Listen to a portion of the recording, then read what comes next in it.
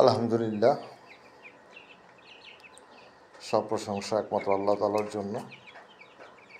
দাদা poultry, tiger poultry খামার থেকে আপনাদের সবাইকে জানাই স্বাগতম। আমার এই মুরগির বাচ্চাগুলো, টাইগার মুরগির বাচ্চাগুলোর বয়স চলছে 24 দিন। ইনশাআল্লাহ রানীক্ষেত্র টিকা এবং ভ্যাকসিন, গাম্বুরা ভ্যাকসিন আমার করা শেষ। আজকে 24 দিনে পড়ছে। এখানে 30টা বাচ্চা আছে। ইনশাআল্লাহ আল্লাহর রহমতে সব কটাই সুস্থ, চঞ্চল আছে। আল্লাহর রহমতে কোনো সমস্যা হচ্ছে না।